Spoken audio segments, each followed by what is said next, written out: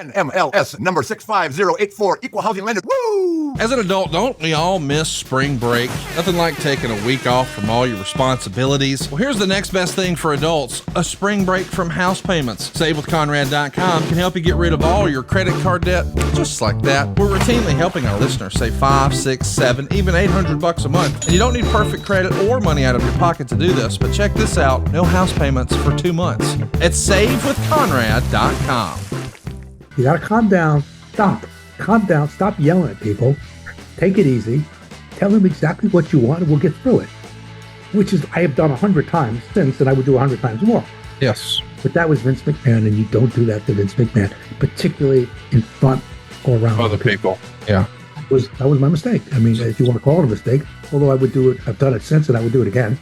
Referee Nick Patrick is answering your questions every other Monday on our new mailbag series. When Hall and Nash was there, you know, they were great workers. They could beat had psychology, but they were cool. And a lot of people liked them, you know. They were selling merch, you know.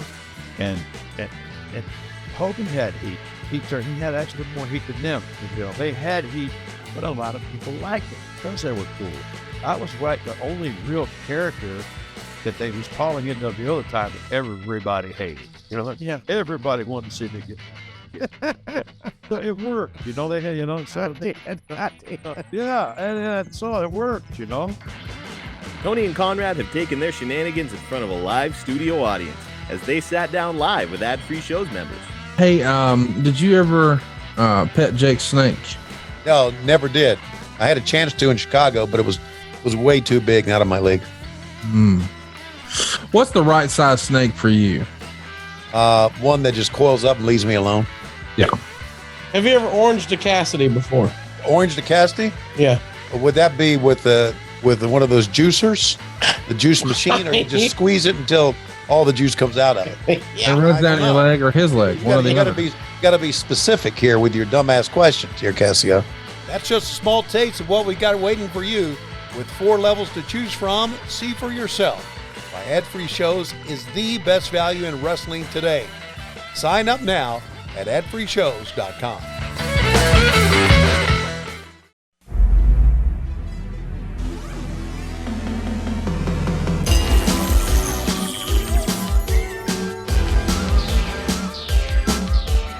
The recognized symbol of excellence in sports entertainment.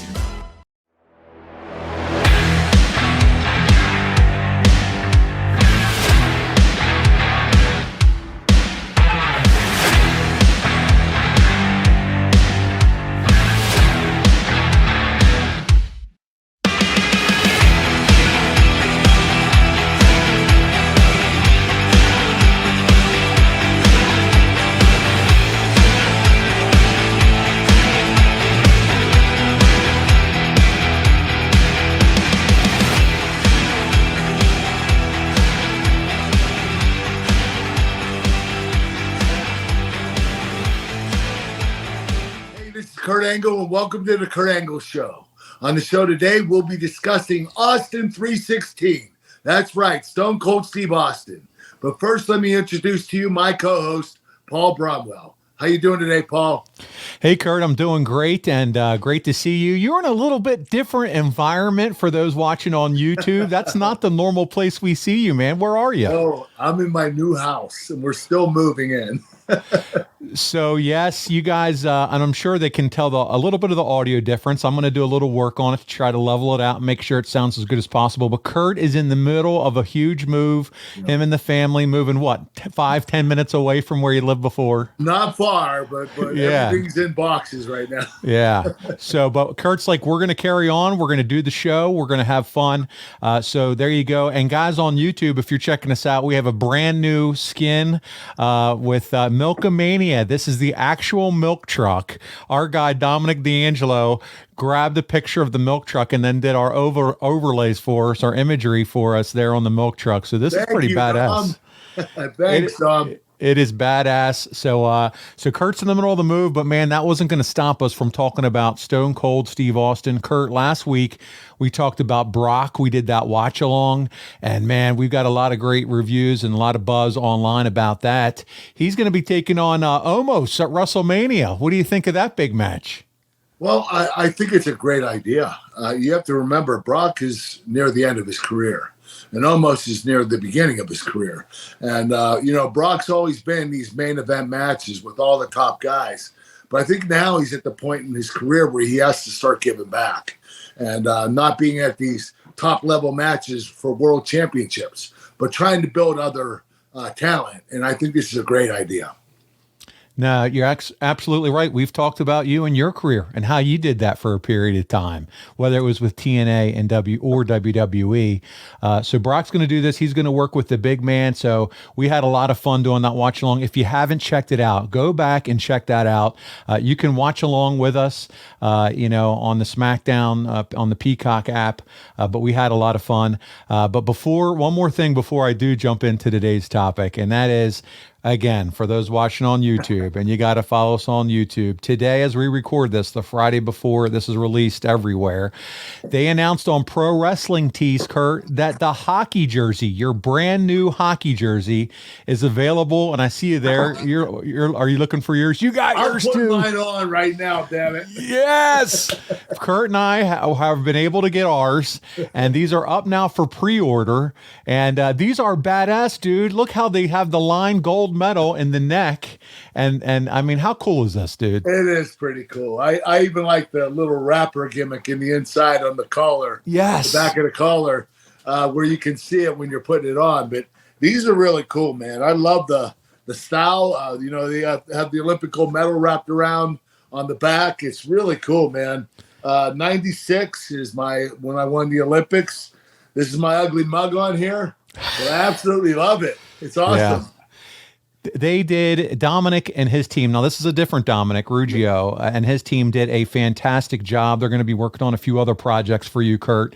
A guy that I met down at WrestleCade, and he said, "What do you guys think about a hockey jersey?" And when he threw some ideas at you, Kurt, you were like, "I'm in." Yes, I did. And when we saw this, when we saw this and he sent it to us, and we got to see how they were able to incorporate the 96 and the gold medal into the collar, the green into the collar with the metal here. I mean, it's beautiful. So guys, go to prowrestlingtees.com and get you. It's up for pre-order right now.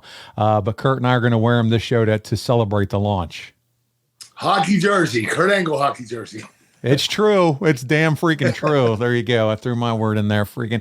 So listen, we talked about Brock. We talked about his high-profile match at WrestleMania. But speaking of high-profile, buddy, it doesn't get much more high-profile than the gentleman that we're going to talk about today, and that's none other than Stone Cold Steve Austin.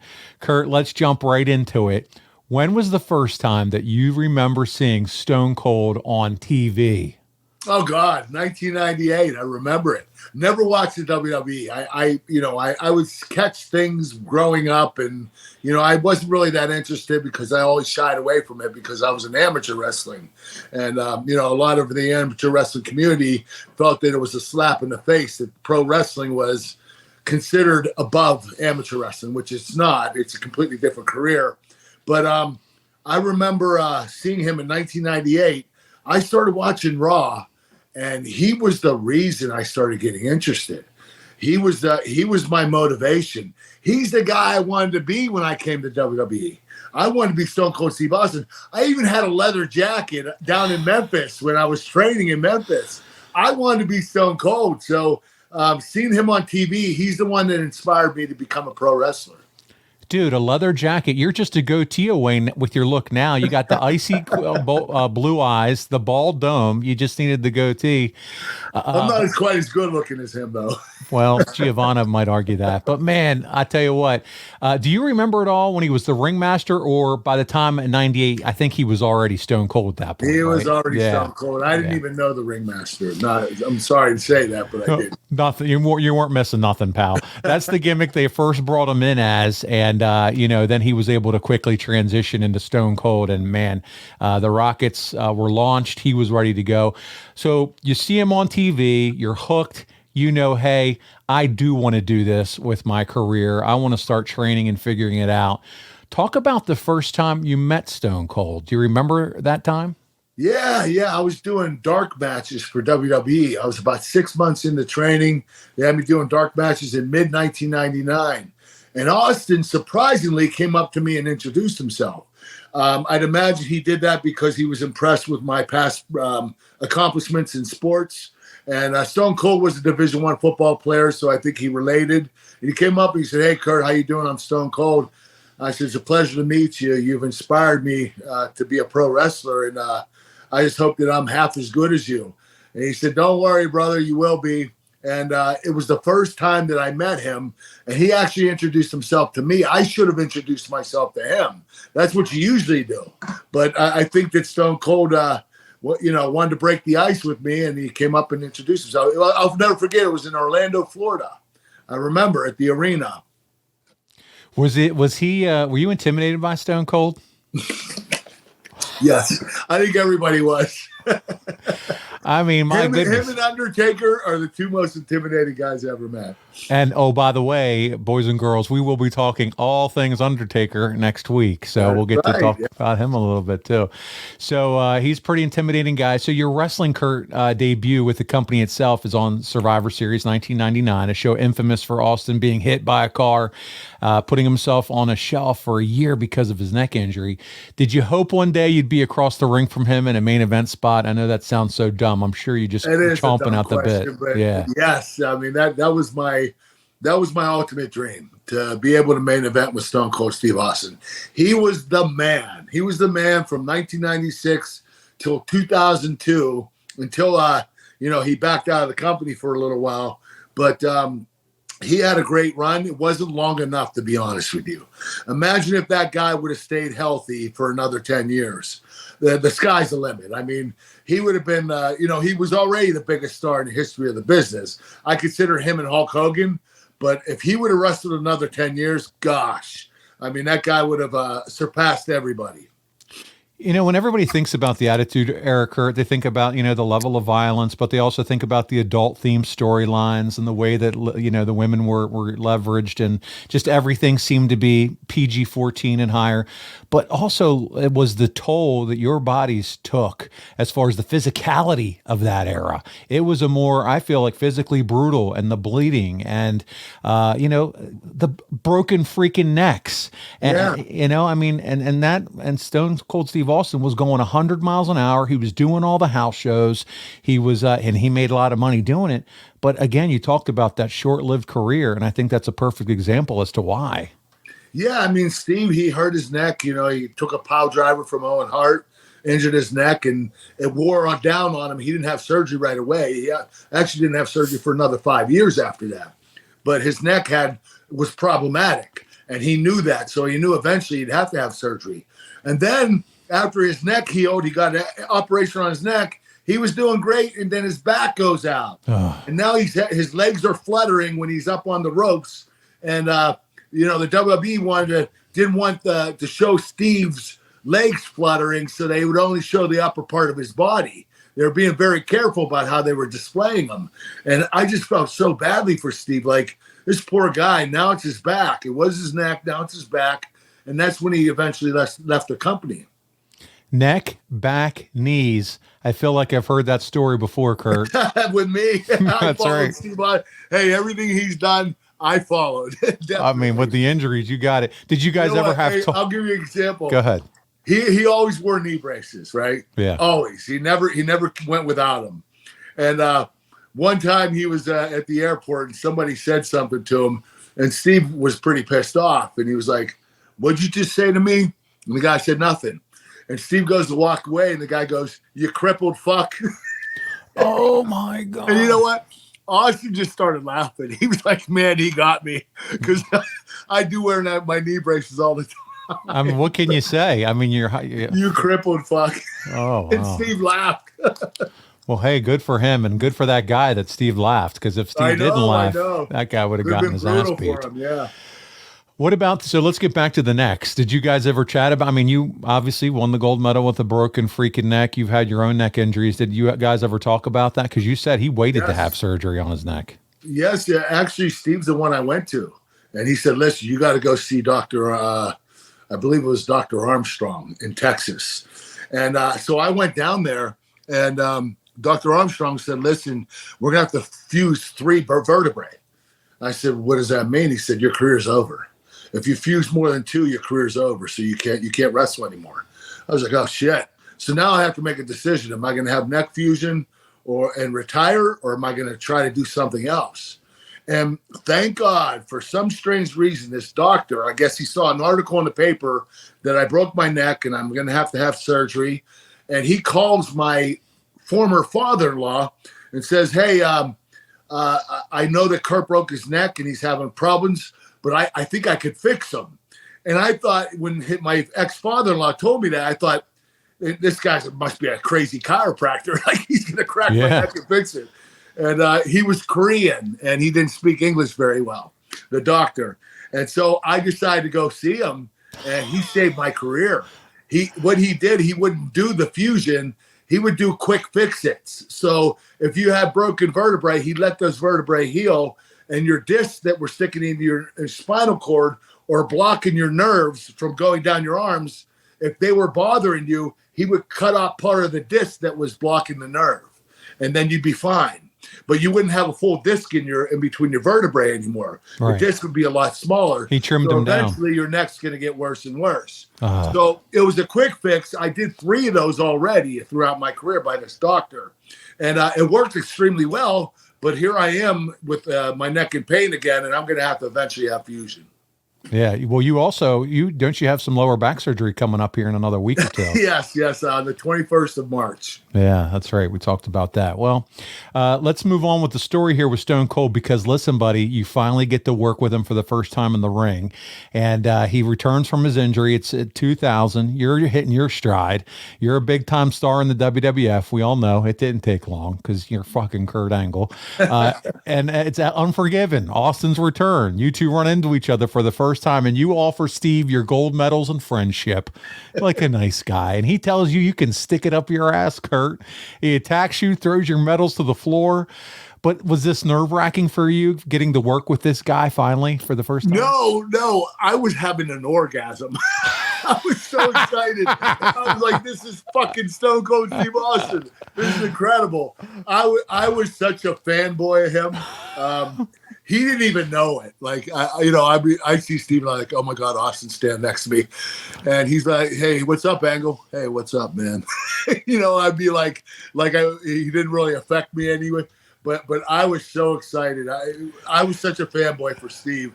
I absolutely loved his career and loved his character. It's something that I always wanted to do, but unfortunately I didn't get the opportunity to, because they came up with this nerdy milk drinking Olympic hero character, which you're really good at. I actually enjoyed eventually. I wasn't crazy about it at first, but eventually I did enjoy it. But I wanted to be Austin. That's who I wanted to be. Well, Kurt, once the orgasm was over and the post-nut clarity kicked in, what was Austin's advice to you? Did he give you any advice like, hey, man, do you remember him kind of just talking with you, giving you some advice about working together? No, he didn't. You know what he did say, though? He said, I'm looking forward to working with you.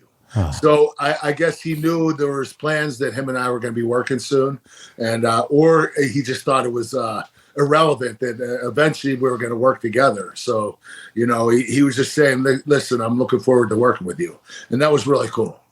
But it had to be cool too, right? Because you've also, I know you're getting really good and you're confident and feeling yourself a little bit here, but you now are under the Stone Cold Steve Austin learning tree. I mean, this guy's been in the business for a long time, even prior to WWE. He was in World Class Championship Wrestling. He was in WCW. So he's been doing this for a while at this point. You have to be excited about, hey, I'm going to learn even more tips, tricks, and skills of the trade from Stone Cold. Yeah, you know what? I will tell you this. I learned more from Steve than any other person in my career. Steve was very good at giving advice.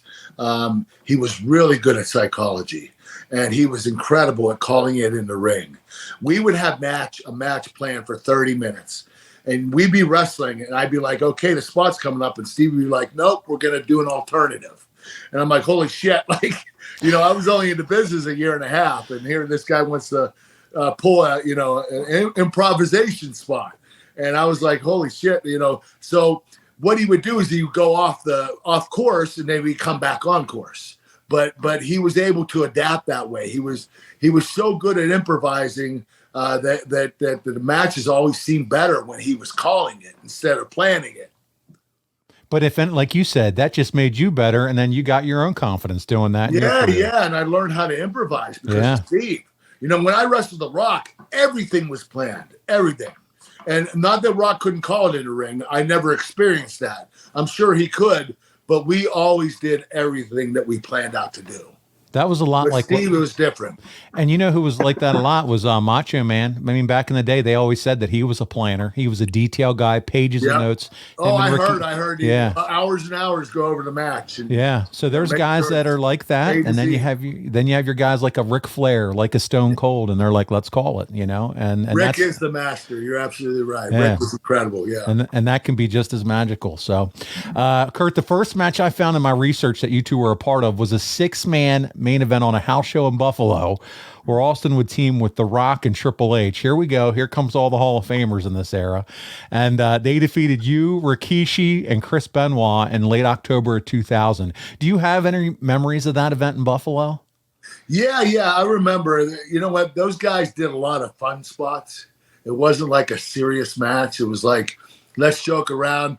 I think we even did like a 6-man test of strength.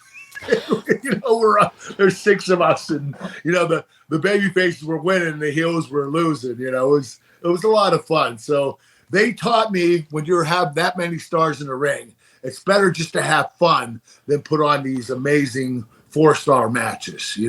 They said the fans really appreciate it, and they like when the wrestlers have a little bit of fun, and that's what we did.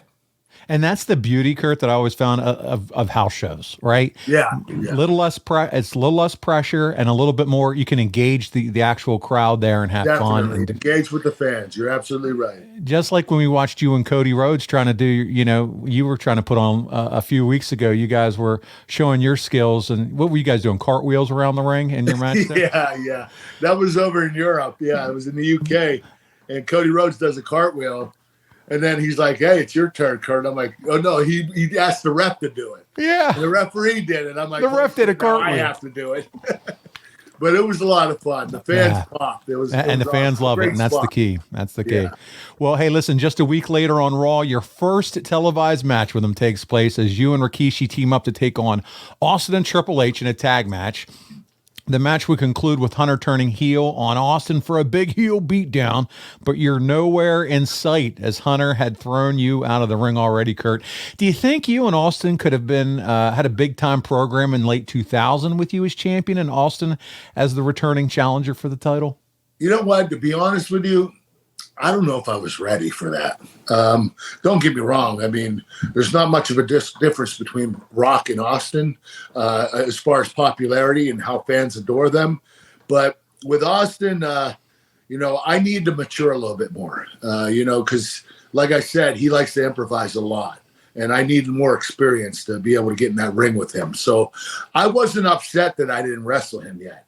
I was actually happy that when the time came to wrestle each other, I was ready. And that's what made me very happy. Maybe the only missed opportunity at that point could have been in your paycheck, wrestling Austin. Of course. Anytime you wrestle Stone Cold, you get top pay. That's right, Mr. Money. Well, listen, you'd continue to work against him on the road, teaming with the likes of Kane to take on Austin and Taker. That's got to be a lot of fun. But your first one-on-one match against Austin is on Raw, November 27th, in the main event. Talk to us, any memories, what you learned from Steve that first time one-on-one with him in the ring. Like I said before, he just a great in-ring general. He called everything. It made me feel very secure. Like I wasn't nervous getting in the ring with him. I knew that when I was in the ring, he was going to take good care of me. He was to make sure I knew every spot and what I had to do. So I really enjoyed working with Steve, and he just taught me a lot about leadership, how to lead a match. Kurt, I want you to think about this, and this is incredible. You got a chance to wrestle Steve in the 6-man Hell in a Cell match at Armageddon. All right. Armageddon, guys, go back, check it out. Here are the competitors. I'm talking star talent left and right. You have Austin, Rikishi, The Rock, Undertaker, Triple H. Yeah, Kurt Angle's in there too. Is this not one of the biggest main events of featuring all these Hall of Famers? You know what? It was really effing cool to be in the ring with those guys. Here I am. I'm in my first year wrestling, and I'm main eventing with all these Hall of Famers. It was incredible. And we're talking the best of the best. Yeah. This match was amazing. And I just remember the biggest spot of the match was when Undertaker chokeslammed Rikishi off of the cage onto a truck. And what an incredible stunt. That match, a lot of fans tell me that it's their favorite match, and rightfully so. I mean, I'm not really into gimmick matches, but if I'm going to have a gimmick match, the Hell in a Cell is the one I would like to have. And I was very happy with the outcome of that match. And I retained the title. Yeah. I was gonna mention that because we're not gonna escape a Kurt Angle show without making sure everyone knows that you won that match. So, but I'm telling you though, it's got to be a little chaotic though, putting a match like that together. 6 of you in a Hell in a Cell. Was it? Yeah, you have to have timing. Everybody has their spots in the match. You have to know who you're following, who's leading you. You have to know what order you're going to go in. So it's very hard from a memory standpoint. You have to make sure you have everything A to Z. I mean, and you can't make any mistakes. Those matches are really hard. You can improvise here and there. There's fillers because the match is going to be 30, 40 minutes. But you have to know which spot's coming up next. And you have to make sure your mind is in the match. Well, Kurt, as you said, you would retain the title after Rock hit you with the rock bottom. Austin stops the count, hits the stunner on the Rock. Hunter broke up the pin, and you would sneak on top of the Rock to get the 1, 2, 3. Do you think that was a good finish to sneak over on Rock instead of maybe pinning him with your finish? You know what? I at that point in time, with my experience and where I was on the card, I wouldn't consider myself at the very top at this particular time. I was still in my rookie year, and I think the finish was the right call. You put it this way: if I would have just dominated the match and Angle slammed the person and made the person tap out, how real would that feel? Like to have a rookie dominate Hell in a Cell match with 5 of the top stars in the company. Yeah, they made the right decision. Yeah, no, I like it too. I think that makes sense. Let's talk about WrestleMania. Man, how bad or how exciting, how bad would you have wanted to be in a WrestleMania match with Stone Cold Steve Austin? Oh, God, that was my dream. That's what I wanted.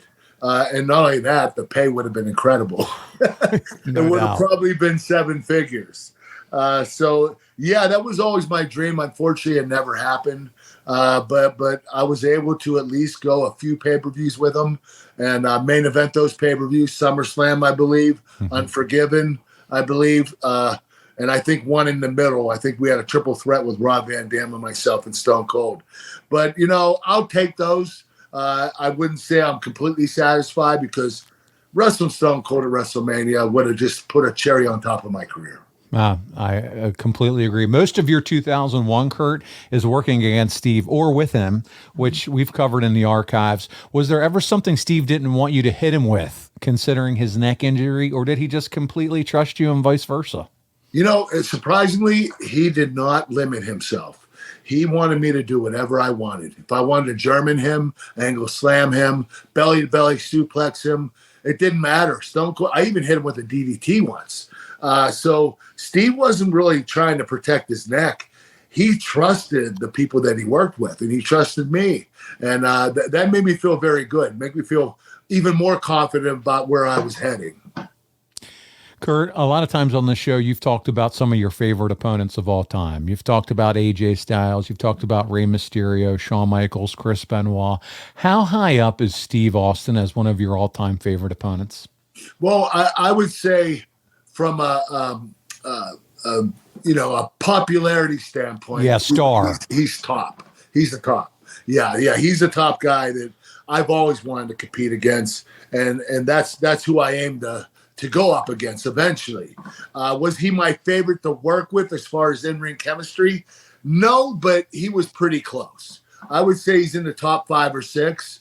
And no disrespect to Stone Cold. Not at all. Just because we both didn't have the same, chemistry together. That's right. Everybody has different chemistry. But Austin was one intense son of a bitch, and that's what I loved about him. He was intense. He's the only guy in the wrestling industry to get me tired. He blew me up at a house show one time at Fresno, and he always texts me, "Hey, Angle, remember Fresno?" And I'm like, "F you, Austin. Fresno, that never happened." So we always joke around about it, but he was really intense. He was as intense as Chris Benoit was. Yep. That's a good comparison, the intensity level. Before we move into, because I'm going to ask you if you have any other funny in-ring stories with about the Texas Rattlesnake. You sharing that story, you also shared that on the Broken Skulls podcast that you did with him, which was on Peacock. You were on Austin's podcast. Talk to us about that experience. How was it to be on the Broken Skull podcast with him and get to do that podcast? Was that? Oh God, it brought back so many great memories. The cowboy hats and talking about our matches together, talking about my career and the time him and I spent together, wrestling each other, teaming up together, doing goofy videos with each other, promos. It was a lot of fun to do that, and brought back a lot of great memories. They do a real nice job with that show. I mean, it's professional. They have graphics on the screen. You seem to be comfortable sitting in the chair. It's a well-produced, well-prepped deal. It really is.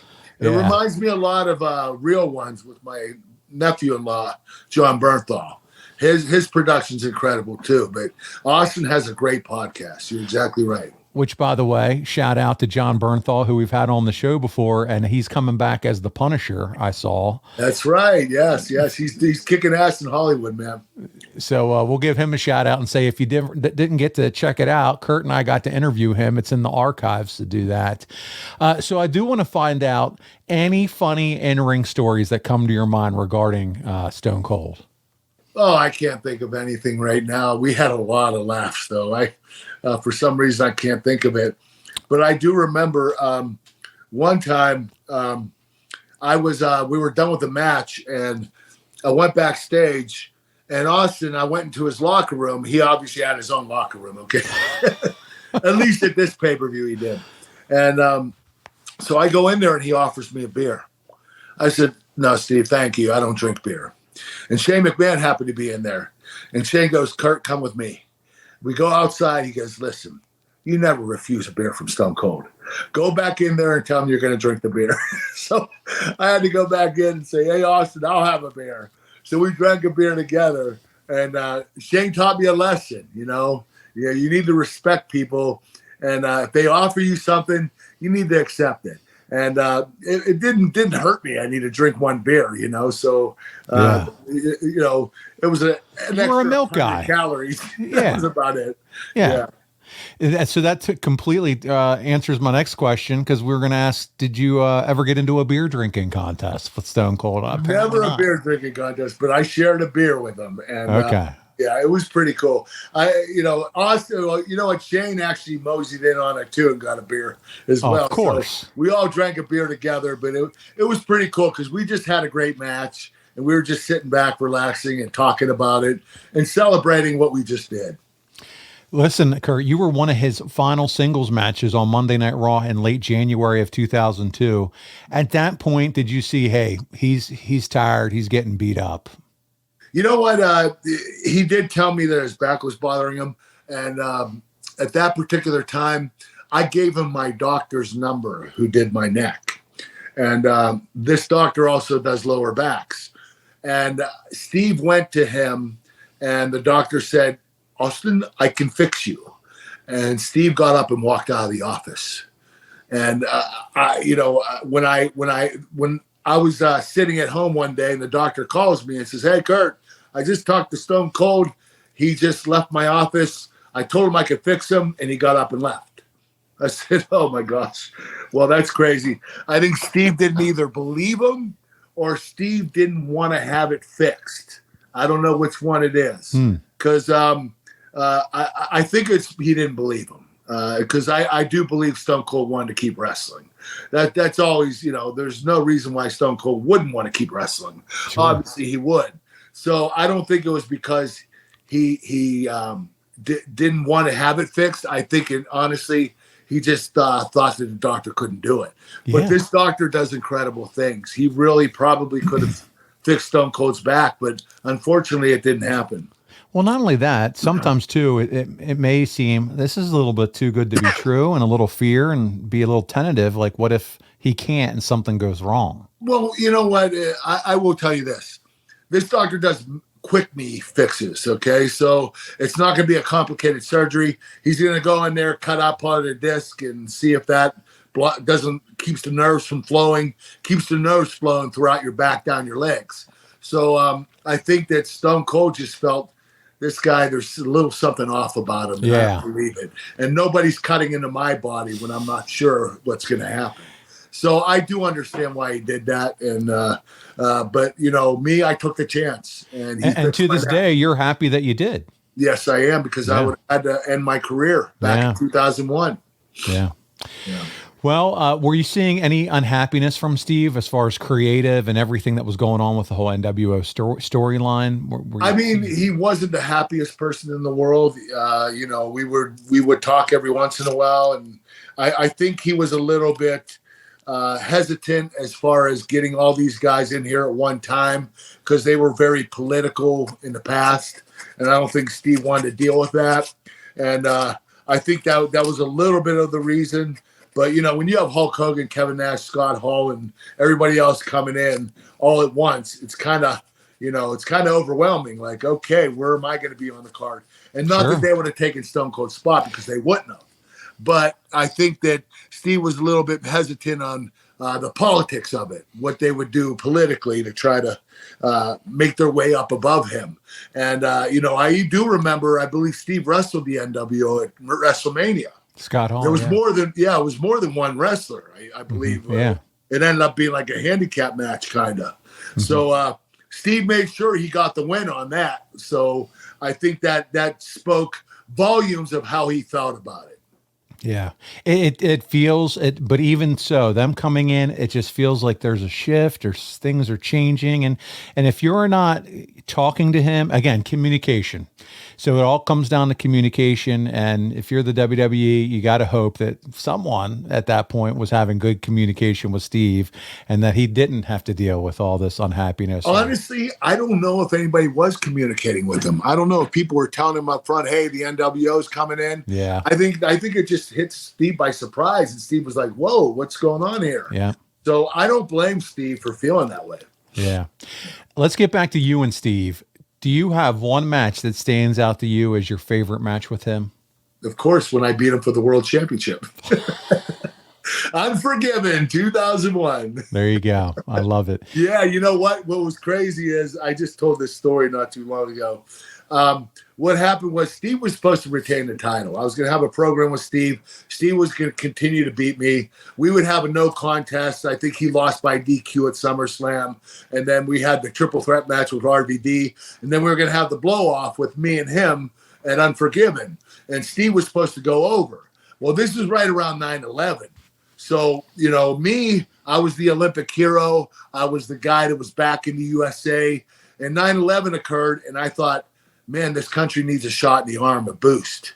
And so I went to Vince and I said, listen, I'm wrestling Stone Cold and Unforgiven for the World Championship in my hometown of Pittsburgh. I really think because of 9/11, I want to give the country, the United States of America, a boost by beating Stone Cold in memory of everybody that didn't survive in 9/11. And Vince said, well, you're going to have to ask Steve. I was like, okay, I'll call Steve. So I called Steve, and he said, hey, let's do it. I said, Steve, I don't have to hold the title very long. I just want to get this win to give the country a boost. He said, hey, I'm all game for it. So it got changed because I changed it. I came up with the idea of doing that, and I thought it was really cool that Vince and Steve, listened to a guy that's only been in the business for a year and a half and decided to do that. I thought that was really cool that they decided to let me win the title, even if it was just for a week. Yeah. Now, do you think that, and we're talking about this time period, and you think about the invasion, right? The NWO coming in. Do you think your feud with Steve was hurt at all by the fact that it's all going down at the same time as the invasion? Like it's kind of feels like it's a kind of a cloudy.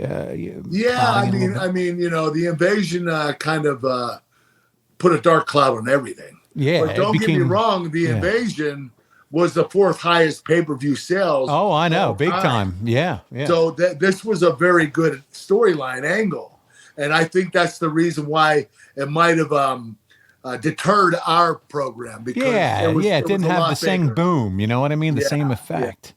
Yeah, without a doubt, you're right. Do you think Steve's time in the company would have lasted longer if you two worked at WrestleMania instead of Steve in the NWO? I don't know. That's a hard question because I don't really honestly know how he felt about the NWO. I'm just assuming how he was thinking, but probably I think him and I wrestled at WrestleMania instead of him going with the NWO. It might have deterred his reasons for staying. You might be right. Let's talk a little bit about when he walks out, right? So this was all about that match they wanted him to do with Raw against Brock Lesnar. On Monday Night Raw, there was no build. He finds out you're showing up and you're, going to lose to Brock Lesnar. Do you blame him for walking out at that point due to his unhappiness? No, he's Stone Cold Steve Austin. I mean, if anything, he should have been clued in a month before this. He has given so much to the business, and he was so important and crucial to the business. And here, this young kid's supposed to beat him, 22 years old, doesn't have much experience at all. I mean, he is a beast and an incredible athlete. Brock Lesnar is, but Stone Cold's the man. He was the man carrying the company for 5 years, 6 years. And I think that, if that would have happened to me, I would have felt the same way. Like, why not have a build-up? Yeah. Why are you doing this? Just, you're making me feel like I'm not relevant, and I'm Stone Cold Steve Austin. Like, that's tough. I mean, that's got to hit him pretty hard. Yeah. Again, shitty communication and it just kills things. Did you talk to him around this time or after this time? Do you remember, or was it just no, I off on his own? I didn't. I wasn't talking to him much at this point in time because I wasn't working any programs with him. We would text each other every once in a while, but we weren't really talking, been in close contact. When I was working a program with him, we were very, intimate as far as talking about things and discussing things, problems that we had and stuff going on in our lives personally. But when I wasn't having a program with him, we didn't speak that much. Well, buddy, he makes his big return in 2003. How happy were you to see him back in the company? Anytime Stone Cold comes back, it means money. And I mean, you got to be hoping, man. I hope he has one more magical run in him because it's going to be a hell of a time with Stone Cold. Yeah, and the pay-per-view sales are going to go up and the ratings are going to go up. I mean, anytime Steve Austin's on TV, the ratings are definitely going to go up. I mean, that's just who he is, and there's no doubt about it. And man, the same night you take on Lesnar at WrestleMania is also the same night it's Rock and Austin. I mean, did you remember seeing each other backstage, talking at all that night, or were you guys just all both focused on what you had to do with your own matches? We were just focused on the task at hand. I had my match with Brock. He had his with The Rock. I was really happy that they put me on last as the main event at WrestleMania. I thought that was really cool because they could have done Stone Cold and Rock, and they decided to do us, which I thought was great. Now, news did come out, Kurt, that the night before that Mania, Steve had a panic attack, and it was pretty bad. Had you heard about that at the time? I heard about it, vaguely. This was like months after. I didn't even know it at the time. I don't even know what the panic attack was about or what was, bothering Stone Cold Steve Austin. So I really couldn't tell you what it was about. Well, not only that, he has a panic attack the night before. Your broken neck going into the match with Brock. Brock's eventual injury. It feels like this Mania was snake bitten, wasn't it? My goodness. It sounds like a disaster waiting to happen. You're right. You're right. And it probably was, but the fans didn't see it that way because, Nobody seeing me wrestle you wouldn't think my neck was broken. And Brock actually was able to stand up after he almost broke his neck. Superhuman. So, yeah, he bounced back quickly after that.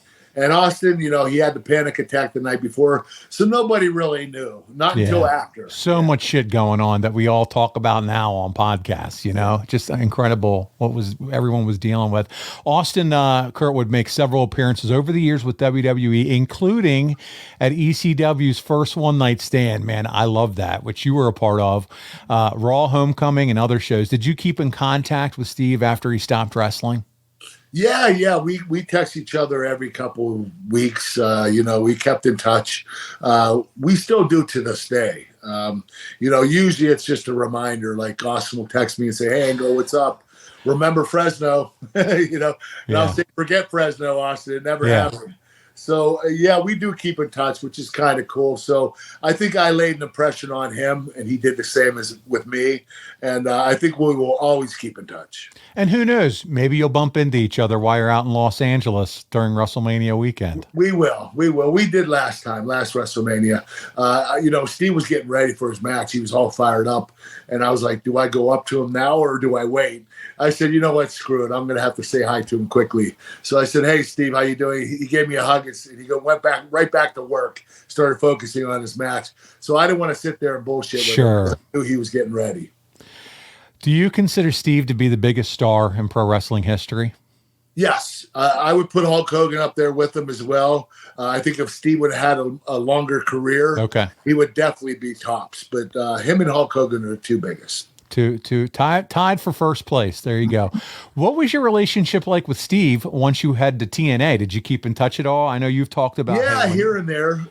I said, we would reach out to each other every once in a while. It was always, usually it's the Fresno thing. It's always that with Austin. He'll never let me keep that, never let it die down. He's always going to bother me about that or bug me or tease me. But it's really cool that we did. I had an artist that from the UK do a portrait of him. And so I reached out to him to tell him, "Hey, where do you want this sent?" Because this guy did this artwork on you.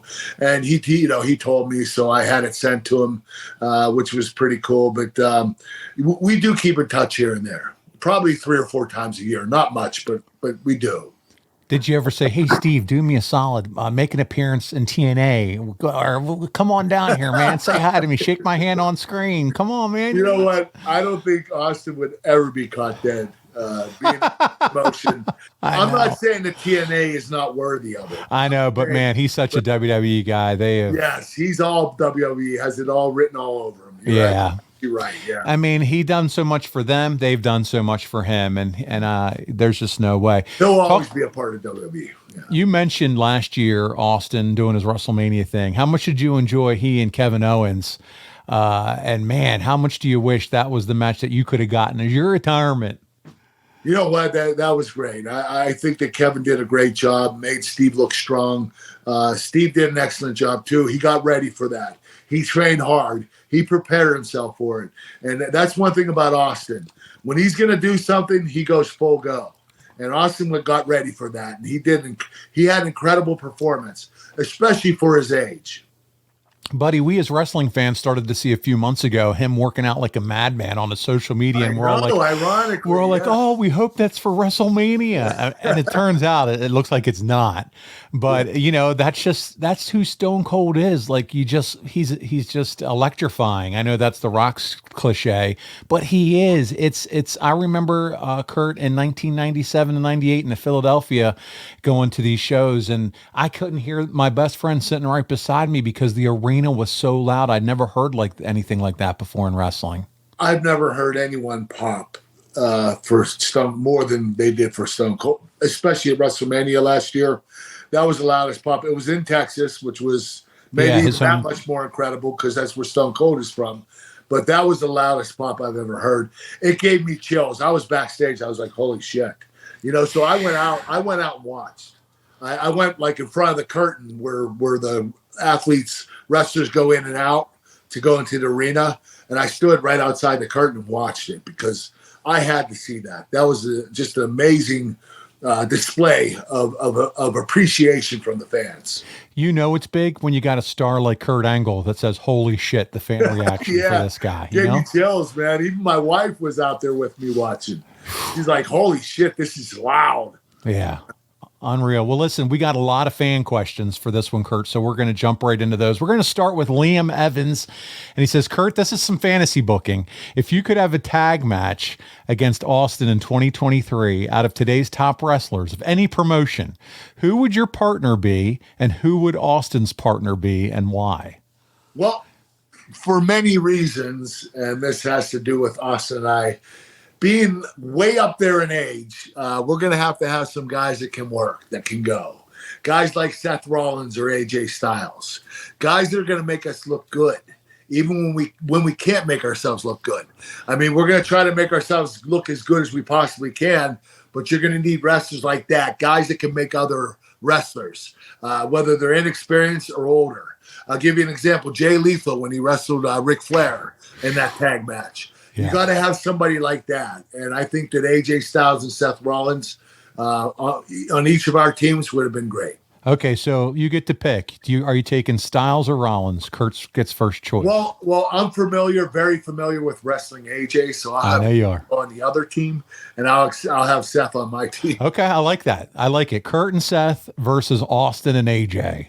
Yes, yeah, that would be awesome. Man, that is a dream match. Francis Reyes is up next. Do you think by pairing you with Stone Cold brought the best out in you? Yes. Oh my gosh, he was my inspiration. He's the reason why I joined the business. I consider him one of the greatest of all time. He is the most popular wrestler of all time. Can cut a promo just about as good or better than anybody else. In the ring, he's one of the best in-ring generals. He could improvise on a dime. The guy had it all, and he had an incredible look. So yes.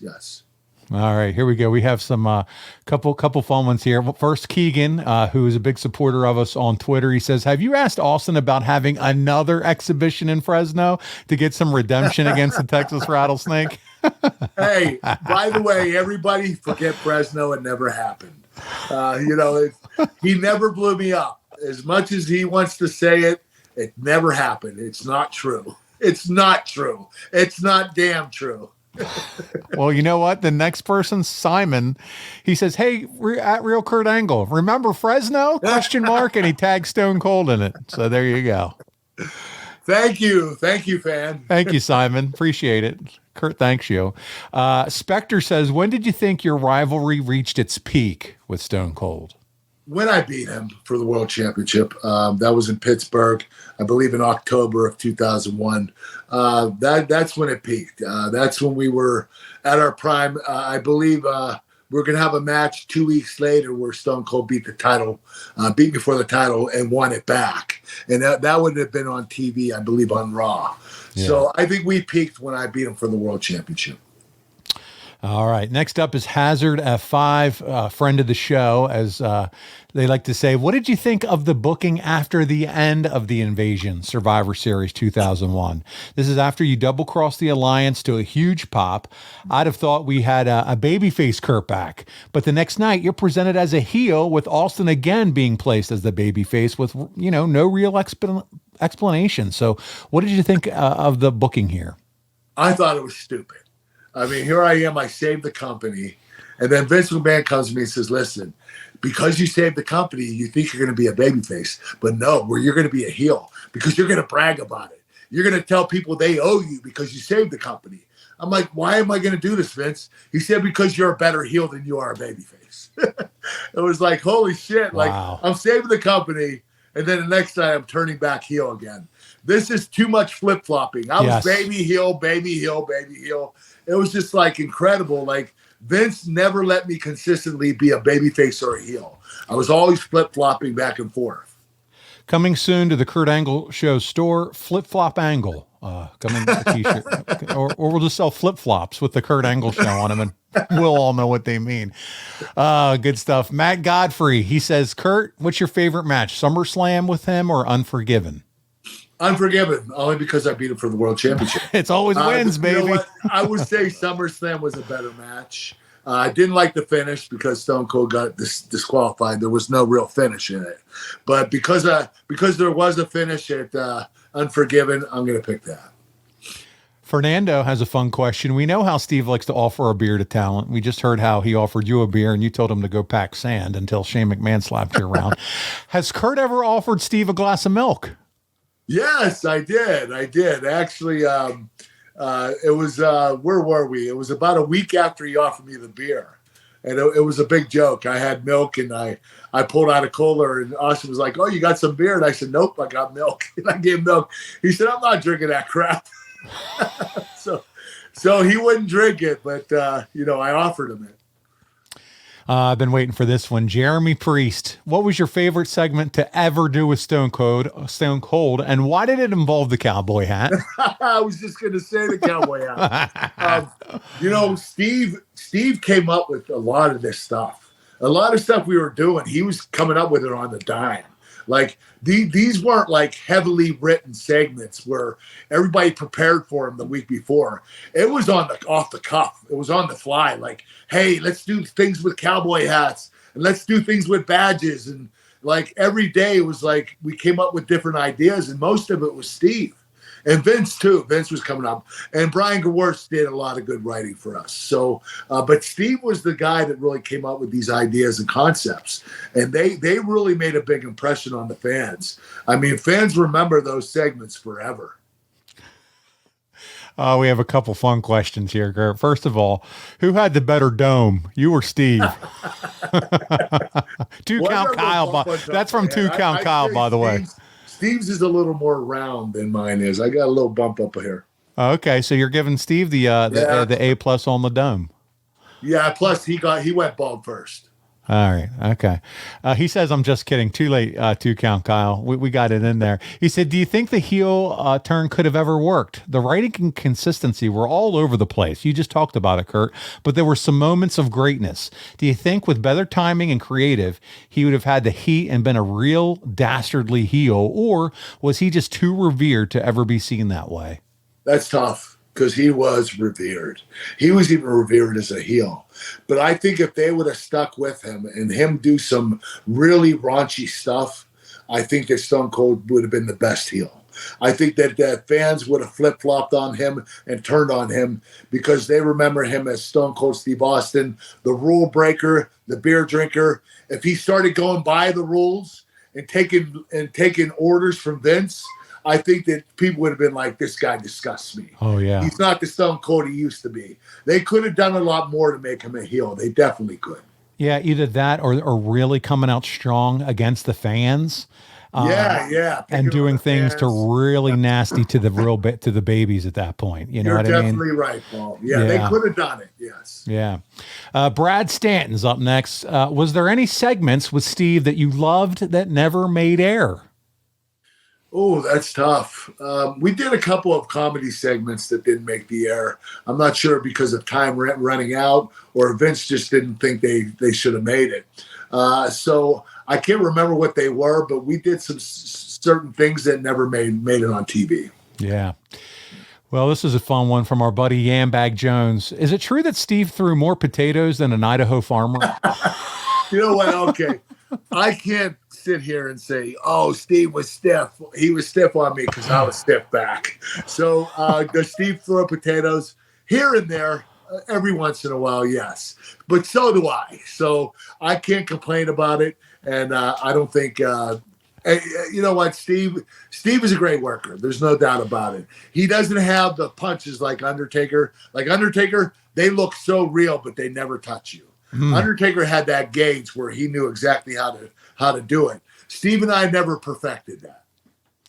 So I would it sounds like you two just threw a few potatoes back and forth at each other from time to time. Oh, we potatoed the hell out of each other. But, there you go. But we knew that both of us weren't going to have to apologize for it. Right. But he had the perfect bald head. He was just potatoing your knotted up bald head. Yeah. Apparently. My bump on top of my head. Yeah. Well, listen, Rob has our final question this week, Kurt. You've said that Stone Cold Steve Austin was one of the main reasons you wanted to become a wrestler. You said it earlier on in the show. Did it take you a while to shake the butterflies working with him, or was it immediately business as usual for you? For me, it was exciting. I couldn't wait to get in the ring with him. So I was never nervous about it, not as much as I am normally. But I was more excited about working with him because he was always the guy I wanted to work with. So more excitement than it was being nervous.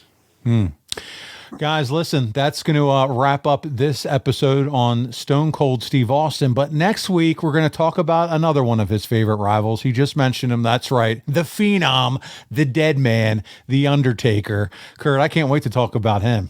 Me too, man. The Undertaker is one of the greatest of all time and the greatest gimmick in the business. Oh, no doubt about it. Listen, before we get out of here, we have a few reminders as we do each and every time. First of all, check out Kurt's past top Impact moments, impactwrestling.com/packages, and sign up with the code Kurt. And you're going to want to do that now because in a few weeks, Kurt and I are going to talk about him leaving TNA. I'm sure we're going to cover some fun clips from that. We're also going to do a Lockdown 2008 watch along. So that's upcoming as well. And the best thing for our YouTube subscribers, we have a relationship with them that we don't have to block out any of the videos so you see it nice and clear. But check it out, impactwrestling.com/packages. Use promo code Kurt. Also, go over to AFS right now, adfreeshows.com. You get this show and 11 other shows early and ad-free, starting at just $9 a month. And right now, they are offering a promotion where you can get the first week completely free. So sign up for a free trial. Why not give it a trial and see what it's all about? adfreeshows.com. There's an insiders show over there right now with John Filippelli. I don't know if you remember that name at all, Kurt, but he was a huge helper and worker and helped. You'll hear Bruce Pritchard talk about him a lot on Something to Wrestle, but he was a former WWF executive, and he also worked there at Titan, and he joined Conrad Thompson for a behind-the-stage interview. That's and so cool. so they talk about that. Lots of good stuff over there. We have some live experiences over there as well that you can check out. And then also we want to make sure that you know that you can advertise with us. That's right, here on the podcast. Our business targets 25 to 54-year-old men. We do really well in that space. So many of you listening to this show are in that age range. There's no better place to advertise than right here with me and Kurt on the Kurt Angle Show. You've heard us do some ads for some of the same companies for years. Why is that? Because it works. They love us. So check it out, advertisewithkurt.com right now, and you can advertise right here with us. I want to touch on the social, so check out our social medias. Follow the YouTube. Like, subscribe, and turn on notifications. YouTube.com/The Angle Pod. We are making serious strides on the YouTube page, so I want to thank all of you for that. Kurt, tell them about physicallyfit.com and where they can find those chicken snacks. All right. If you notice, my gimmick here just fell down. I did. These are chicken snacks and Snack Smart Crispy Protein Bites. One's organic or chicken protein, one's organic plant protein. There are 11 different flavors. They're all delicious. We have honey barbecue. We have sour cream and onion. Buffalo chicken wing, pizza. Blue cheese. Yeah, there's so many. They're all incredible tasty. You're going to love them. They're spicy and sweet, one or the other or both. But you can get these at physicallyfit.com. You could use the code AnglePod. That's get right. 20% off your order. Or if you want to sign up as a lifetime member, you get 20% off for the rest of your life on the website. So go to physicallyfit.com to order these. You're going to absolutely love them. Are you a spicy or sweet guy, Kurt? I like both. Like the buffalo blue cheese is sweet and spicy. So okay, that's got a good zing to it. But the honey barbecue is delicious too. I love those. I hear that you like to eat the sweet during the day and you're spicy at night. So I don't know what that means, but there you go. All right, and also my sex life. And that is for Kurt Angle After Hours here on the Kurt Angle Show. Guys, also check out KurtAngleBrand.com, and you can find lots over there, whether it's if you want one of those little cowboy hats, that's over there. Milk cartons. He's got birthday cards. He's going to do cameo videos and T-shirts. Check out KurtAngleBrand.com. Isn't that right, Kurt? Yeah, go to KurtAngleBrand.com and order whatever you want on the website, and I'll send it to you. You'll have it within a few days. There you go. And guys, check out all things Kurt Angle Show. merchandise over at boxofgimmicks.com, including the new Ratings Machine t-shirt. If you're watching on YouTube, you can see some of the shirts right up here. The Steel City Angle, the sweatshirt and t-shirt, that's available as well. And as we said, Pro Wrestling Tees available for pre-order right now. These hockey jerseys, and man, are they beautiful. Kurt, when I saw the skin coming up, I thought you were about to go topless, but that's just your bald head on the jersey. Our ratings were about to go through. It looked like a boob coming out, and I thought our ratings were about to go through the roof, but no, it's just your bald head. Kurt, this was a lot of fun. Thank you for doing the show with me today. Thanks, Paul. I had a lot of fun, too. On behalf of your Olympic hero, Kurt Angle, this is Paul Bromwell, and we'll see you right here next week on The Kurt Angle Show.